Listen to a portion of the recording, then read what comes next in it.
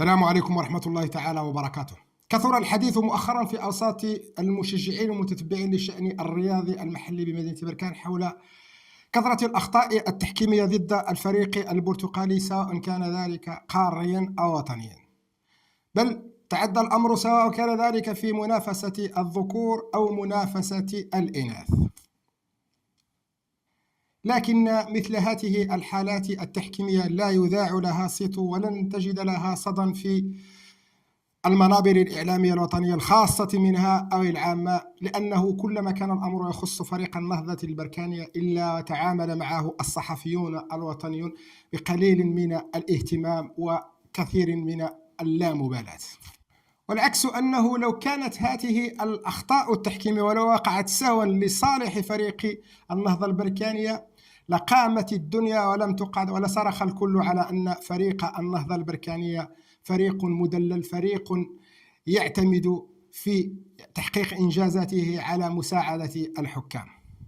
وأمام هذا الصمت الرهيب للصحافة الوطنية سنقوم وبوسائلنا الخاصة بالدفاع عن مصالح فريقنا البرتقالي بالصوت والصورة والدليل لتبيان الحقيقة كما هي، بالصورة والدليل والبرهان لتبيان الأمور كما هي، ولدحض هذه الادعاءات القائلة على أن فريق النهضة البركانية يحظى بمساعدة الحكام في تحقيق كل إنجازاته لحد الآن، وإيصال هذه الفكرة إلى أكبر عدد ممكن من المتتبعين لكي يرى الجميع أن فريق النهضة البركانية ليس بذلك الفريق المدلل ولا ذلك الفريق الذي يحظى بمساعدة الحكام كما يظن الجميع وكما يروج إلى ذلك الكثير من المشككين وكثير من الحساد.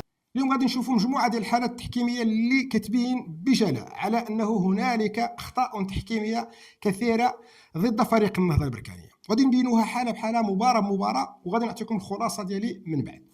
المباراة الأولى غادي نهضروا عليها هي مباراة فريق النهضة البركانية ضد الدفاع الحسن الجديدي وهدف التعادل للفريق الجديد.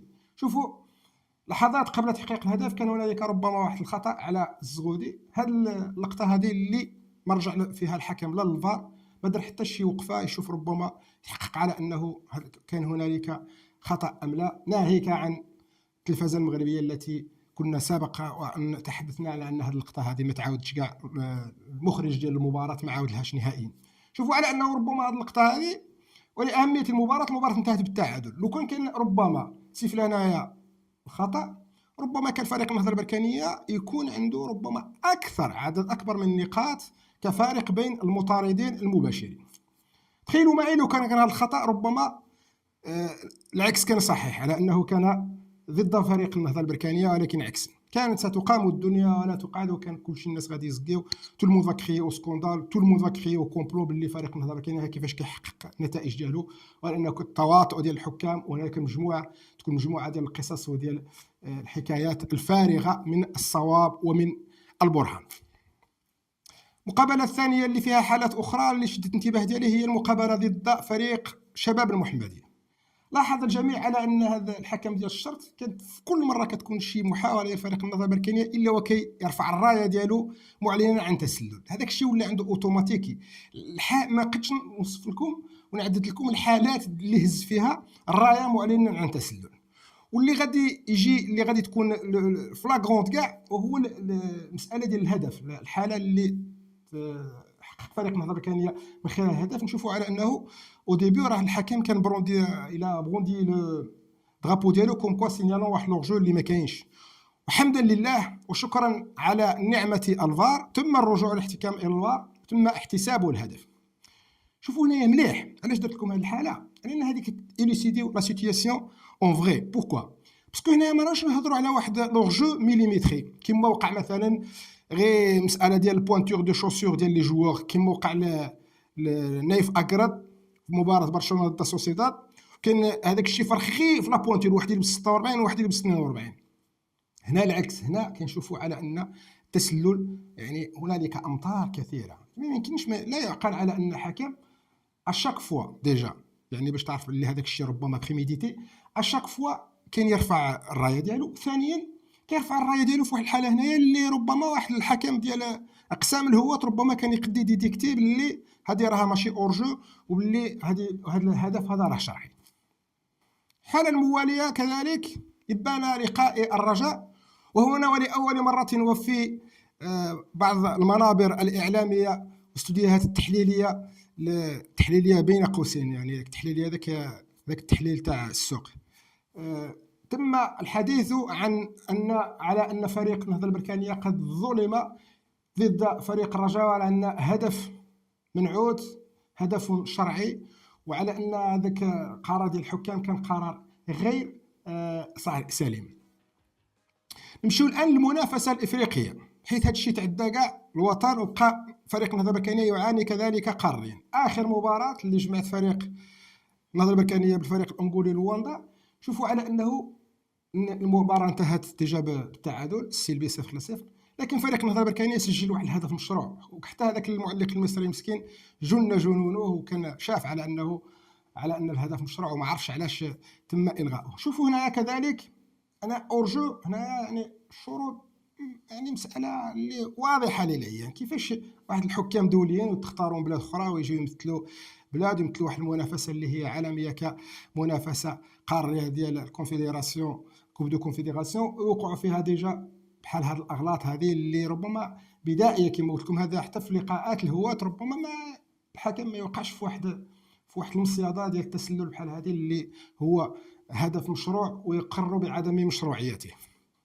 تخيلوا معايا انه لو كان فريق النهضه البركانيه كان هنايا خاصو 3 نقاط باش يتاهل، كان ربما سيقصى من المنافسه بسبب خطا تحكيمي بدائي بديهي، ربما كان غادي يحرم الفريق من التاهل. لكن الحمد لله على ان المنافسه ديال المجموعات غير هي اللي ما فيهاش الفار. لاحقا ان شاء الله لما نبلغوا منافسات الربع ونصف النهائي والنهائي كاين هنالك الفار موجود، وغادي يضمن الحق ديال النهضه البركانيه والحق ديال جميع الفرق ان شاء الله. الحاله الاخيره اللي غادي نعرض لكم تخص كره القدم النسويه، في واحد المباراه التي اثارت الكثير من الاحتجاج من طرف متتبعي فريق النهضه البركانيه. مباراه جمعت بين سيدات النهضه البركانيه وسيدات الجيش الملكي. الجيش الملكي للنساء الفريق العتيد اللي يمثل المملكه المغربيه في تظاهرات العده، واللي معروف دوليا، فريق اللي يضم اجود العناصر، فريق اللي استحوذ على البطوله منذ سنين، يحتاج ربما بحال هذه الاخطاء هذه اللي باش يحقق فيها نتائج ايجابيه.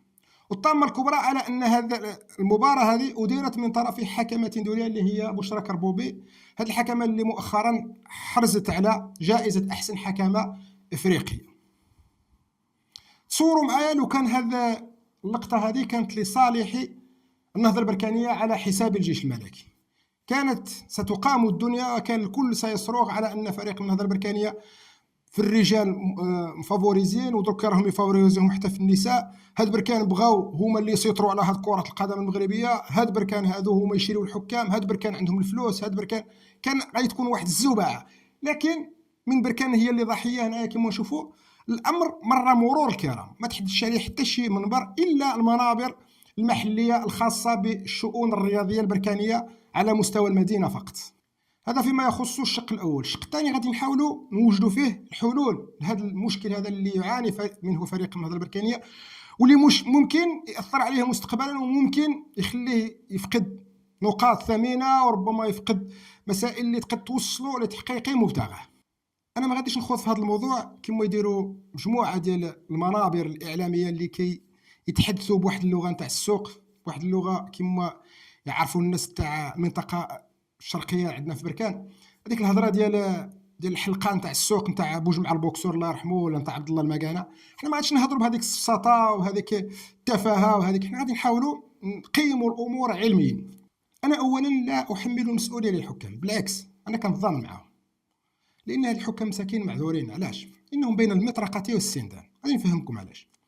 نظرا لكثره اللغط وكثره الهضره على هاد بركان وهادي، وان بركان فافوريزي، وان بركان الحكام يجيو معها، وان بركان فريق الجامعه، وعلى ان الحكم مسكين كيجي مشحون للبركان. انا جون سوي سيغ سيغتان باللي هاد الحكام من يديزينيوهم يعتبروا لهم بركان كيجيو يعني كيجيو عن مضض، كيجيو كارهين. علاش؟ لانه واش تما دار هذا الحكم، دار شي ديسيزيون اللي ربما كانت فيها برو بركان، غادي ينزلوا عليه الصحافه وينزلوا عليه كلشي. دار شي حاجه اللي لصالح بركان غادي كذلك ينزلوا عليه. يعني الحكم مسكين هنا بين المطرقه والسندان. هذا المساله هذه معروفه في علم النفس وتسمى ب لا سوجيستيون بسيكولوجيك، الخضوع النفسي. هذا الخضوع هذا هو واحد الحاله اللي نفسيه اللي يشعر فيها الانسان انه بحاجه مستمره الى الانصياع للاخرين وتجنب الصراع معهم والبحث دائما عن الرضا والقبول من الاخرين. كيكون الانسان كونديسيوني، ما كتكونش لا فولونتي ديالو ليبر، كيحس على انه تابع لواحد اليجونس، تابع لواحد لا ديبوندونس لواحد الجهه اخرى، يحس بواحد لا سوميسيون لواحد الحاجه ابستريت ولكن هي موجوده.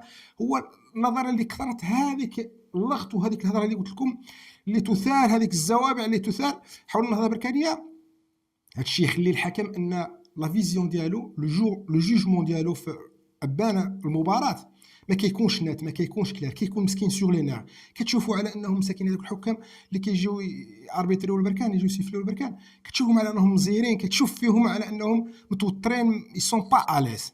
وهذا الشيء هذا شكون اللي ولدوا هذاك الضغط النفسي اللي دايرينه هاد الناس اللي نديرونجيهم هذا الشيء اللي وصلته بركان وهذا النتائج اللي حققتهم بركان. بمعنى ان هذا الشيء مقصود باش لاثاره البلبله والزباعه والتشكيك في انجازات الفريق البركاني. وهنا الكفه ماشي متعادله، هنا كيجي الدور ديال من؟ كيجي الدور ديال زوج ديال الناس. اولا المكتب المسير، ثانيا الاعلام المحلي والجماهير البركاني. المكتب المسير انه ربما كنشوف على انه هنالك تساهل كبير ديال المكتب المسير. انا جو كومبرون هذيك لاتيتود ديال لي جون كي غوفيرن في بركان على انهم يغوفيرن ان بتي بو افيك كلاس، ما يبغيوش يدخلوا في هذيك النزاعات، ما يبغيوش يترفعوا هذاك الشيء وكذا. لكن هذا الشيء هذا ما نظنش انايا سي با اون سوليسيون. هذا الشيء ربما كيخلي حتى الجماهير ربما كتبعد شويه من فريق النهضه البركانيه، وكيكون هنالك عزوف، انه ما كاينش واحد التلاحم ما بين الفكر الجمعوي ديال المدينه و لا فاسون باش المكتب المسير الى رياجي في هاد لي بروبليم هادو. المساله الثانيه هنايا كما قلت لكم، المكتب خص هنايا يدير نفس الحرب، نفس الوسائل اللي ينتهجها المكاتب ديال الفرق الاخرى، بحيث انه تكون شي حاجه والو كاع فرقه كلاسيه 12 13 بالغ. نظن حنايا في بركان ما كيديروش بلاغات بزاف، كيضغطوش بزاف ربما علنا. ربما خص يكون هناك واحد لا دبلوماسي اكتيف، يكون بركان يعني يكون شويه ديال الهضره على المستوى الوطني، يكون هنالك خرجات اعلاميه، ويكون هنالك مواقف للتنديد وللتشكيك كذلك وللصراخ على ان فريق النهضه البركانيه هضم حقه. المساله الثانيه هي الجماهير البركانيه، بحيث انه لاحظت مثلا، نعطيكم واحد مثلا انا غير الاعمال اللي كنديرها انا مؤخرا. درت عمل سردت فيه تاريخ النهضه البركانيه الحقيقي اللي كيشكوا فيه مجموعه ديال الناس وكيحسبوا ان بركان جات غير البارح من الحمريه وراها تلعب في بريمير ديفيزيون، الوغ كو بركان 77 وهي تلعب في بريمير ديفيزيون وكانت كاع غادي تكون شامبيون كما قلنا، وكانت بزاف تاع الحوايج وقدمت هذه، ولكن الناس كيضربوا هذا الشعر الحائط. حنا درنا واحد العمل باش نبينوا هذا الشيء للعامه. تصوروا معايا شحال بواحد بارطاجا هذاك العمل، 7 ديال لي بارطاج، 7 الوغ كو من يجي واحد عراقي ولا اردني ولا واحد الهندي كاع ولا سوري ولا مصري، مع احترامي لكاع الجنسيات لانني اعيش خارج بلدي، اقطن ببلجيكا واعرف جيدا واش هي المساواه ما بين الاجناس، واش هي العنصريه هذه. يعني باش ما يبقاش شي واحد يركب على هذا الفكره هذه يقول ودي فوالا. دونك انا نعرف هذا الشيء مليح. قلت مين يكون يهضر شي واحد، يجي شي واحد يهضر على بركان ماشي كاع بركاني وما عندوش ضوابط كاع، ما عندوش ما ضابطش الموضوع مليح وما يهضر باسكو شكون اللي محركوه هذاك الادسنس، محركوه باغي يهضر على بركان ويركب على الموجه باش يدخل الفلوس ببركان. حنا نهضروا بقلب صادق ونهضروا بمعلومات اللي هي واقعيه وبحقائق تاريخيه، ونهضروا باللغه ديال المدينه، اللغه ديال بركان باش يفهمونا كاع الناس. الا ان التفاعل قليل جدا سبحان الله. عرفتش انا ربما خص الانسان يبدل الجنسيه باش حنا نهضروا بحرقه ونهضروا اون كونيسونس دو كوز ونعرضوا مسائل اللي هي تاريخيه واللي هي وقائع علميه ووقائع اللي كاينه، ونهضروا باللغه ديال البلد بلهجه بركانيه معروفه وواضحه جدا. الا انه للاسف الشديد ما كنتلقاوش هذاك الدعم اللي يتلقاه ولا البارطاج ديال العمل اللي كيتلقاه واحد يجي من برا ويدير غير واحد العمل على بركان، غير يبغي ربما يربح منه الفلوس وباش يزيد المشاهدات وباش يزيد المتتبعين في الصفحة ديالو. أتمنى من الله صادقا أن يوفقني أن أكون دائما عند حسن ظنكم. إلى موعد لاحق استودعكم الله الذي لا تضيع ودائعه. طاب يومكم، والسلام عليكم ورحمة الله تعالى وبركاته.